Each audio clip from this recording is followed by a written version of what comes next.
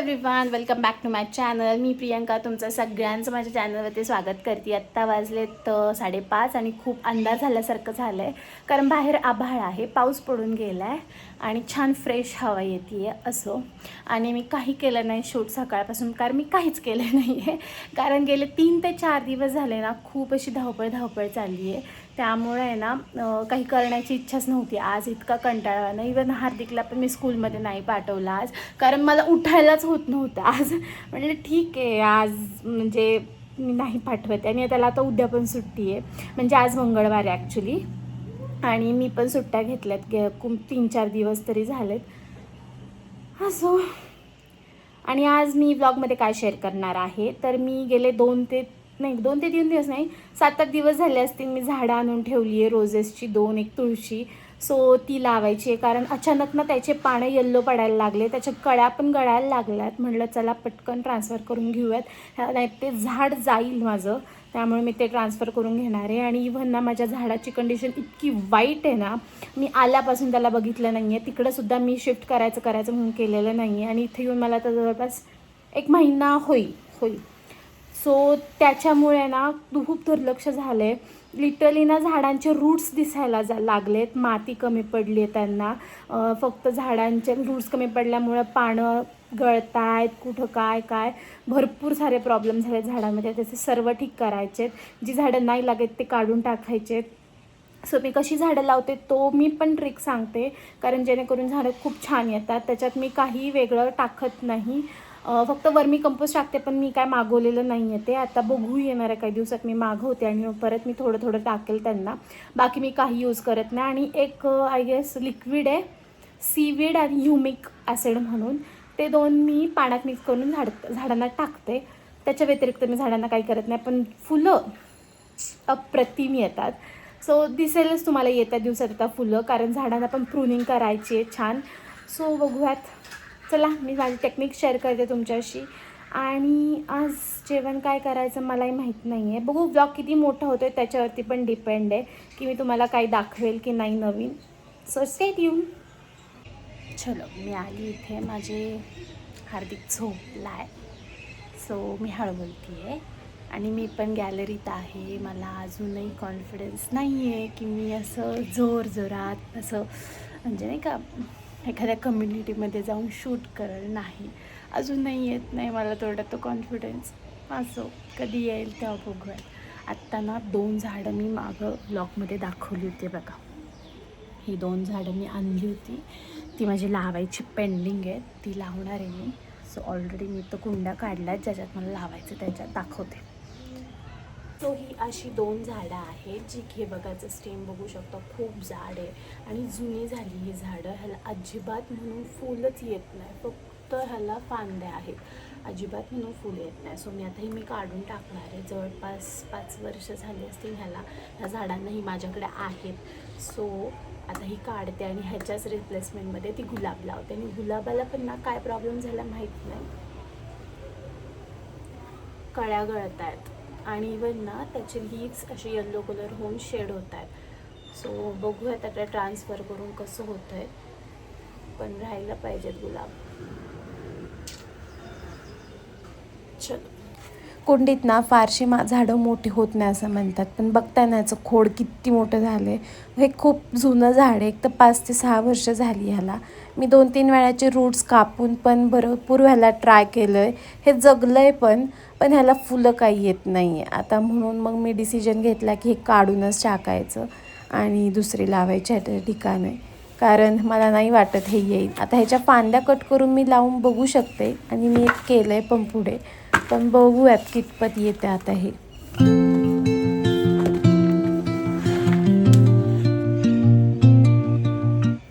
आता ही माती छान भुसभुशीत होती बरं का, पण ह्याच्यात ना मला काही आहे ना वेगळ्याच गोष्टी सापडल्या. मला पण माहीत नाही ते काय होतं, मी कधीच नाही टाकलेलं हे.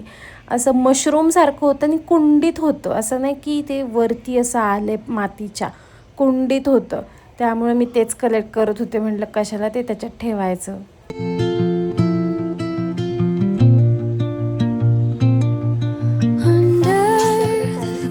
बघा झाडांना नेहमीच खतं लागतात असं नसतं. काही हे बघा माझ्याकडे फुलं होती देवाची, तीही मी टाकते. कधी माझ्याकडे आलं असतील ना, म्हणजे मला जर कुंडीत झाड लावायचं असेल आणि ते माझ्याकडे अवेलेबल असेल ना, तर मी ते ठेवते, पाण्यात नाही सोडत. आणि जेव्हा झाडं लावायची त्यावेळेस मस्त असे त्याच्यामध्ये टाकते, जेणेकरून त्याचासुद्धा कंपोस्ट होतो छान. आणि झाडं खरंच खूप छान येतात ह्या कंपोस्टनी. वेदर म्हणजे आपण जे बाहेरचे आणतो ना फर्टिलायझर्स, MPK वगैरे, त्याच्यापेक्षा हे जास्त छान येतात. आणि असे लेयर्स द्यायचे, मातीचा, मग परत फुलांचा. कधी कधी केळी जी असतात ना, केळीची सालं जी असतात ना, ती पण टाका तुम्ही. त्याच्यामध्ये पण फार पोटॅशियम असतं आणि ती पण झाडांना खूप छान ग्रोथ करतात. परत कांद्याचे साल, लसूणचे साल हे खूप इम्पॉर्टंट आहे. तर ते काय माझ्याकडे अवेलेबल नव्हते, पण हे अशी झाडं लावून नक्की बघा. आणि जेव्हा झाड आपण मातीत ठेवतो ना, म्हणजे ज्याची ती अवेलेबल माती असते ना, ती थोडीशी लूज करायची. हे तसं झाड ठेवायचं नाही. थोडंसं रूट्स बाहेर त्याच्यातून पडण्यासाठी थोडी मदत होते त्याला. आणि रूट्स पांगले ना की छान अजूनच फुलं येतात त्याला. Where the shadows play, the wind hums songs at the break of day, whispering pines. दुसरं सुद्धा झाड मी छान त्याच पद्धतीने लावून घेतलं. Untold, carrying tales only. या कुंडीला बघा असं मोठं होल आहे आणि ह्यातून ना खूप माती खालीच वाहून जाते पाण्यासोबत.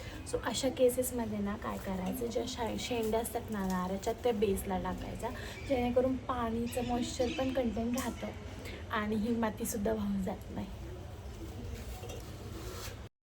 The forest holds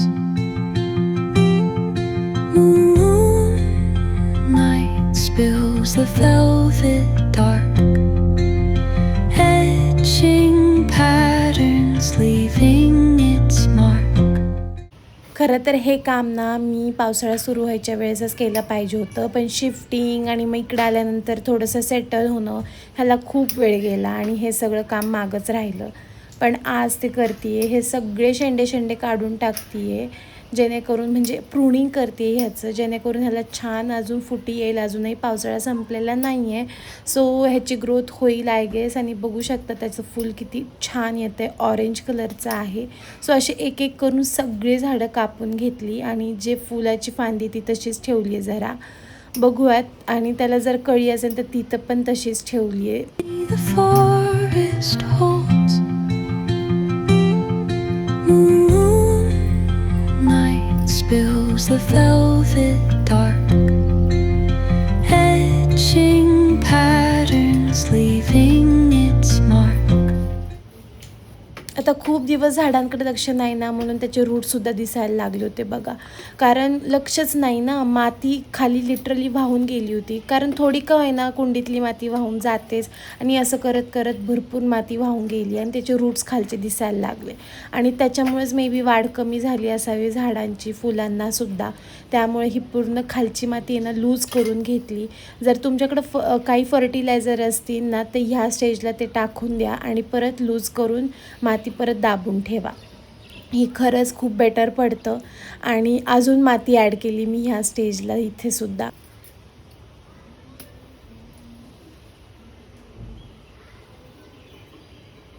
अवस्था इतकी वाईट आहे ना बघा, रूट्स दिसायला लागलेत पण माती टाकायला टाईम नाही आहे बघा. दिसत आहेत रूट्स, इतकं खराब झाले झाड. आणि ह्याच्यामुळेच ना मे बी ह्याची पानं बघा अशी येलो पडतात. इवन त्या आधीच्या गुलाबाचं पण तसंच झालं आहे. सो खरंच ह्यांना केअरची गरज आहे आणि आज मला टाईम भेटतो आहे. जसं मी तुम्हाला आधी म्हणलं की मी झाडांना पाणी देताना त्याच्यामध्ये थोडंसं लिक्विड टाकते. एक तर ते सीवीड असतं किंवा मग ह्युमिक ॲसिड असतं. तर माझं सीवीड तर संपलं आहे, पण ह्युमिक ॲसिड आहे, सो मी तेच टाकलं आणि तेच मी झाडांना परत दिलं. खरं अशा छोट्या छोट्या गोष्टी केल्या ना की छान. तुमच्याकडे जर गोमूत्र असेल ना तर ते सुद्धा झाडांना मिक्स करून द्या, खूप छान त्याने सुद्धा झाडे येतात. आता मी गावाला गेले की घेऊन येईल, माझ्याकडे युजली असतं, पण त्यांनी सुद्धा झाडं खूप छान येतात. Stories that linger on the breath of the breeze.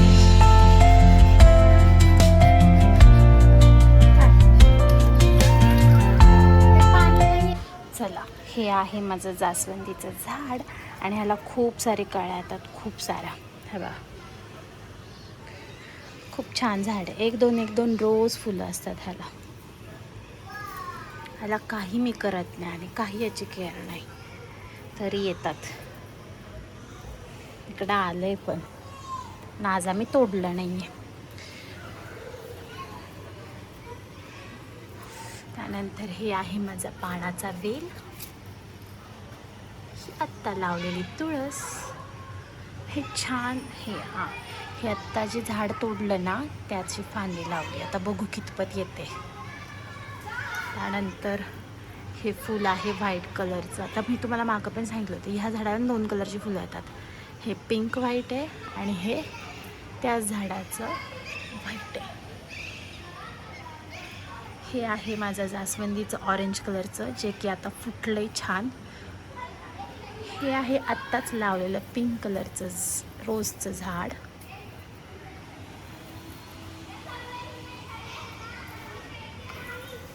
हे आहे ऑरेंज रोज, ह्याला पण छान प्रूनिंग केली आहे. आणि हे आहे आत्ता आणलेलं, येल्लो पण नाही म्हणता येणार ह्याला, ऑरेंजच आहे. ऑरेंज नाही, स्किन कलर. छान अशी मोकळी अशी दिसते ही. हे सूप कोणाला आवडतं? हे तर नाही आवडत, पण हे कोणाकोणाला आवडतं मला नक्की सांगा. आणि हे आहे उरलेलं ताक. हे जे ताक असतं ना, हे खूप दिवसाची साय आपण साठवतो. खूप दिवसाचं थांब ना एक मिनटं, खूप दिवसाचं दूध पण असतं काही वेळेस. त्यामुळं मग हे ताक व्यवस्थित पूर्वी जसं लागायचं तसं लागत नाही. म्हणून हे पाणी आहे ना आपण झाडांना टाकू शकतो. तर मी ऑलरेडी झाडांना मगाशी पाणी टाकलं आहे, हे माझ्या लक्षात नव्हतं. पण हे पाणी पण ना खूप छान असतं झाडांसाठी, नक्की ट्राय करा.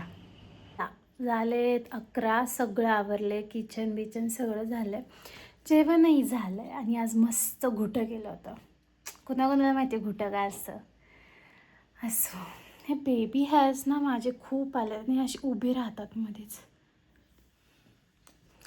चलो, व्हिडिओ आवडला असेल तर लाईक शेअर कमेंट करायला विसरू नका. तुम्ही तुमच्या झाडांची कशी केअर घेता हेही मला कमेंट सेक्शनमध्ये नक्की सांगा. काही नवीन ट्रिक्स असतील तर त्याही मला सांगा. चला, भेटूया आपण अशाच न्यू ब्लॉगमध्ये. Till then bye. आणि तुम्हाला कुठले कुठले ब्लॉग्स बघायला आवडतील हेही मला कमेंट सेक्शनमध्ये सांगा, जेणेकरून मी तुम्हाला तो टॉपिक घेऊन येईल. बाय. Arms of solitude.